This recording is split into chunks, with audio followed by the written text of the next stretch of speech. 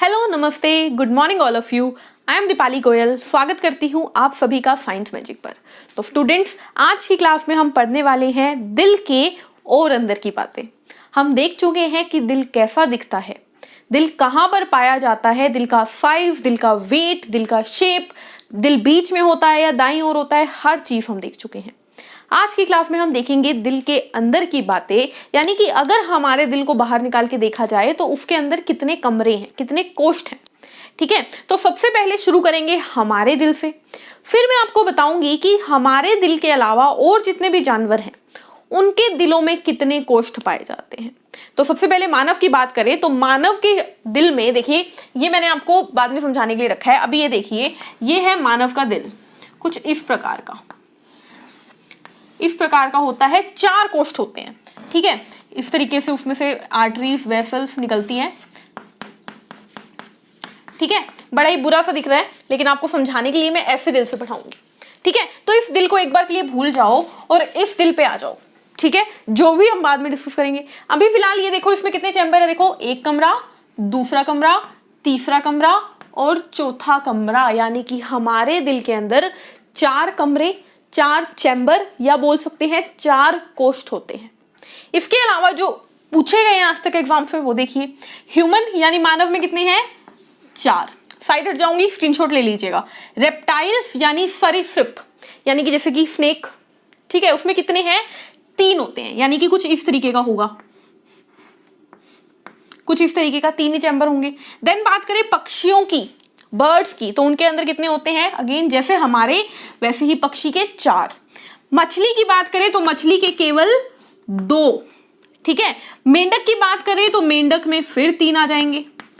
उसके बाद याद रखने वाली ये 2 चीजें हैं, सबसे इंपॉर्टेंट है ये 2। पहला है तिलचट्टा यानी कॉकरोच और दूसरा है अर्थवॉर्म। इन दोनों से सबसे ज्यादा क्वेश्चन पूछे गए हैं, तो आपको याद रखना है कॉकरोच के अंदर होते हैं 13 हिस्से, यानी 13 कमरे पाए जाते हैं। यानी कि अगर ये कॉकरोच की बॉडी है, ठीक है, तो उसके अंदर कुछ इस तरीके से 13 दिल होते हैं, जो कि पूरी बॉडी के अंदर ऐसे फैले हुए होते हैं।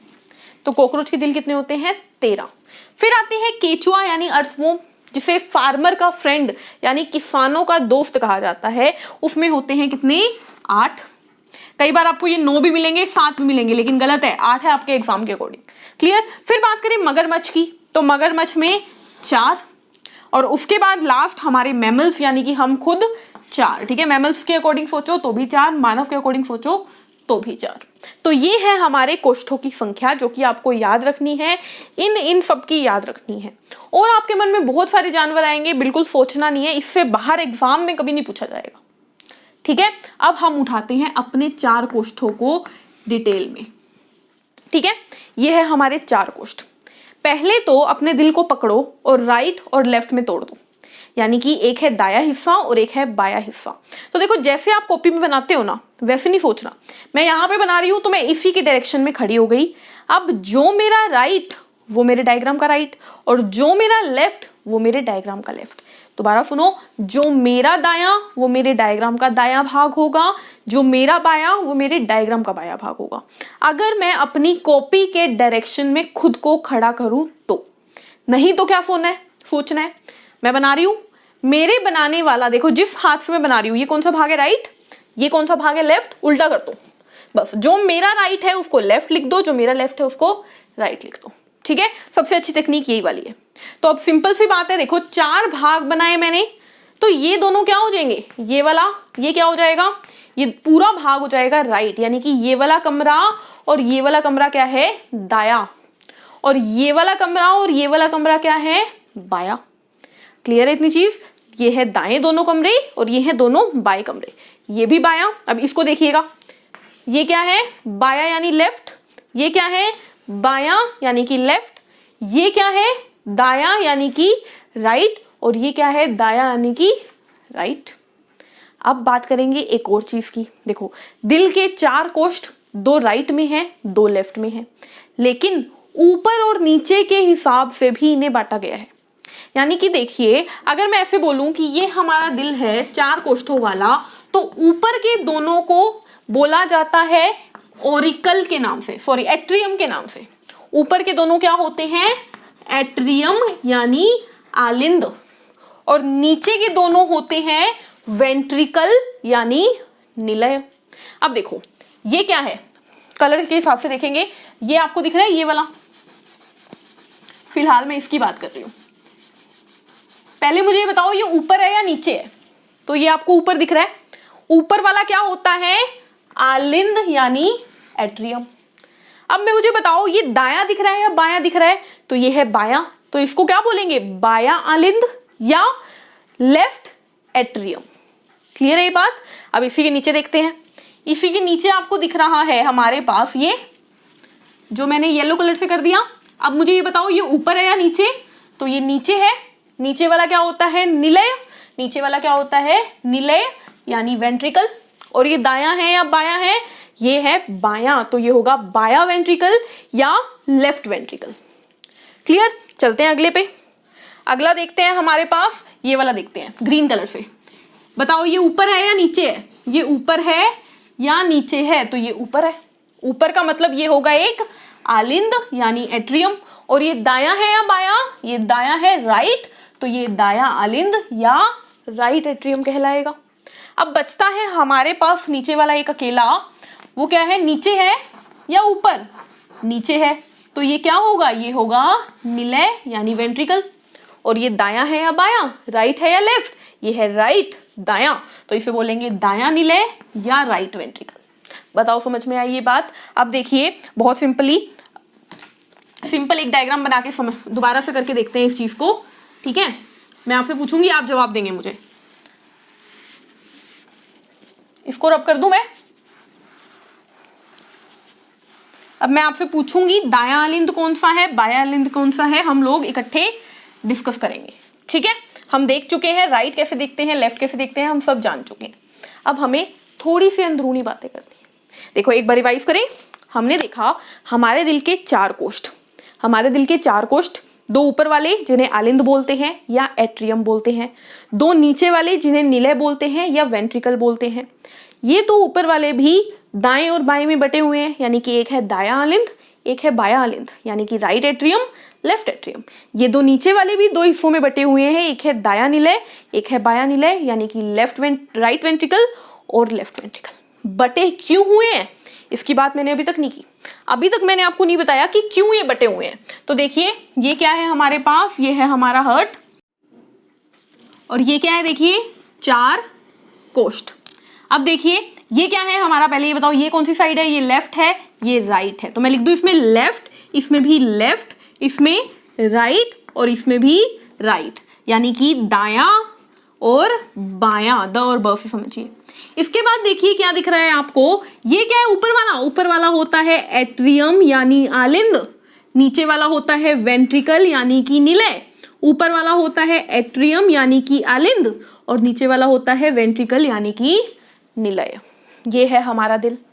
अब अगली चीज आपको क्या याद रखनी है, बहुत ध्यान से समझिएगा कि इस चीज को, इस दीवार को जो हमारे हृदय को दाएं और बाएं में बांटती है, इस दीवार को बोला जाता है एक नाम से, जो नाम है सेप्टम। तो सेप्टम क्या है?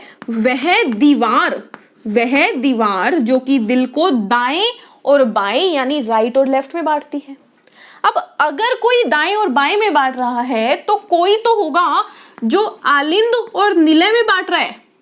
ठीक है, तो आपको याद रखना है, देखिए दाएं आलिंद और दाएं निलय यानी राइट एट्रियम और राइट वेंट्रिकल को बांटने वाले को बोलते हैं ट्राइकस्पिड वोल्व। क्या बोलते हैं? Tricuspid valve. हिंदी में भी क्या है? ट्राइकस्पिड कपाट। ठीक है, अब ट्राई का मतलब क्या होता है? ट्राई का मतलब होता है 3। तो इसका दरवाजा कुछ ऐसा होता है, 3 हिस्सों वाला, जैसे कि मॉल वगैरह में या पार्क के बाहर लगा होता है ना, ऐसे गोल घूमने वाला दरवाजा, उसमें ऐसे घुसो तो ऐसे ऐसे करके आप निकलते हो, वो वाला दरवाजा होता है यहां पर। कहां पे? राइट एट्रियम और राइट वेंट्रिकल के बीच में। अभी मैंने केवल क्या बताया? राइट की साइड में। अब ध्यान से सुनो, लेफ्ट में, लेफ्ट आलिंद और लेफ्ट वोल्व वेंट्रिकल को बांटती है एक और दीवार। इसका नाम क्या है? इसका नाम है बाइकस्पिड वॉल्व, क्या नाम है इसका? बाइकस्पिड वॉल्व यानी कि कपाट। अब ये देखो बाई मतलब दो होता है, तो ये जैसे नॉर्मल घर के दरवाजे होते हैं ऐसे खुलने वाले, वैसे ही है। यानी कि अब सिंपल सी बात मैंने आपको क्या बताई, वह दीवार जो कि दाएं और बाएं में बांटती है उसे बोलते हैं सेप्टम। जो आलिंद और वेंट्रिकल, दाएं आलिंद और दाएं वेंट्रिकल को अलग करती है वो होता है ट्राइकस्पिड कपाट, और जो बाएं आलिंद और बाएं वेंट्रिकल को अलग करता है वो होता है बाइकस्पिड कपाट। क्लियर है? इसके बाद अगली चीज जो आपको जाननी है वो ये है कि हमेशा हमेशा हमेशा जो हमारी वेंट्रिकल होती हैं इनकी दीवारें होती हैं मोटी।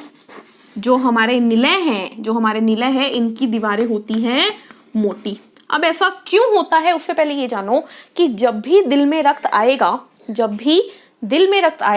तो वो पहले एट्रियम में आता है, फिर वो वेंट्रिकल में जाता है और फिर वेंट्रिकल से कहीं और।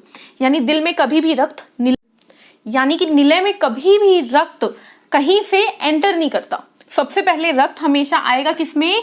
ऑरिकल में, फिर वेंट्रिकल में। यानी कि पहले रक्त हमेशा आलिंद में ही आएगा। आलिंद ही वो है जो कि वेंट्रिकल को रक्त देगी, ठीक है। और जाएगा कहां से? हमेशा वेंट्रिकल से। आने का दरवाजा एक ही है, वो है आलिंद का दरवाजा, और जाने का दरवाजा एक ही है जो कि है वेंट्रिकल का दरवाजा। अब समझिए, जब रक्त को कहीं जाना होता है, वही बात कर रही हूं मैं शीरा और धमनी वाली, जब रक्त को कहीं जाना होता है तो उस रक्त को बहुत जोर की धक्का लगा के भेजा जाता है। तो जब देखिए रक्त हमारी, मान लीजिए रक्त फिलहाल कहाँ है? एट्रियम में, फिर वो आ गया किसमें? वेंट्रिकल में, और इस रक्त को भेजना है कहाँ पे? बॉडी के अंदर। अब जब रक्त को भेजना है तो वेंट्रिकल जो है वो बहुत जोर की धक्का लगाएंगी, और बहुत तेज धक्का लगाने के लिए इनकी दीवारों को मोटा होना पड़ेगा ताकि ये जोर की धक्का लगाए। मोटा इंसान धक्का मारेगा तो तेज लगेगा ना, तो ये दीवारें मोटी होती है ताकि धक्का तेज लगे। क्लियर है? और आलिंद की दीवारें पतली क्यों होती है? क्योंकि रक्त मान लीजिए बाहर है और उसे अंदर आना है, तो हम जानते हैं कि जब दिल में रक्त आता है तो बहुत आराम से आता है, क्योंकि दिल है बहुत ही सेंसिटिव और छोटी सी प्यारी सी ऑर्गन, इसीलिए इसकी दीवारें पतली बनाई जाती है। क्लियर है इतनी बात? चलिए, तो यहां पर हमारा हृदय जो है वो समाप्त होता है, हृदय के कोष्ठ समाप्त होते हैं। ठीक है, तो मिलते हैं नेक्स्ट वीडियो में, जहां पर हम डिस्कस करेंगे कि हृदय में ब्लड किस तरह से ट्रेवल करता है, यानी कि ब्लड कहां से आता है, कहां को जाता है, सब कुछ हम आपको बताएंगे अगली वीडियो में। तो आज की वीडियो में बस इतना ही, मिलते हैं नेक्स्ट क्लास में। चैनल को लाइक कीजिए, शेयर कीजिए, सब्सक्राइब कीजिए। ध्यान रखिए, हंसते रहिए, मुस्कुराते रहिए। Take care, bye bye.